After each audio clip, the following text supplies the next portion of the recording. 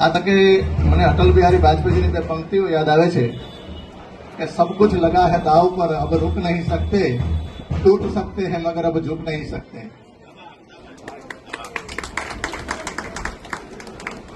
એટલે મને ઘણા કહેતા હોય કે તમે આવી બધી સભાઓ હોય, નગરપાલિકાની સભા હોય, તાલુકા પંચાયતની સભા હોય, જિલ્લા પંચાયતની સભા હોય, એમાં તમારે નરેન્દ્ર મોદી સાહેબને અને અટલ બિહારી વાજપેયી સાહેબને એને યાદ કરવાની શું જરૂર છે? પરંતુ મારું કહેવાનું એવું છે કે એને એવા કામ કર્યા છે કે અમે ગર્વથી એમને યાદ કરી શકીએ। એ બીજી બે પંક્તિ મને યાદ આવે છે કે जब चुप्पी हो जाती है, जब बात अपने गुनाहों की हो, बात दूजे की हो तो शोर बहुत मचता है। 300 દાવેદારો હતા નગરપાલિકામાં અંદાજિત, એમાંથી અમે 36 દાવેદારોને ઉમેદવારોને ટિકિટ આપી શક્યા છીએ। બાકીના અમારો કાર્યકર્તા એ ભારતીય જનતા પાર્ટીની સાથે જ છે।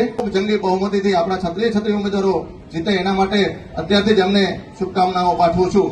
અને છેલ્લે એટલું જ કહેવાનું કે નથી કરવાનું અભિમાન કે મારા સિવાય કંઈ થાય નહીં, અહીં તો આખું આકાશ ઊભું છે ટેકાવીના। અસ્તુ વંદે માતરમ।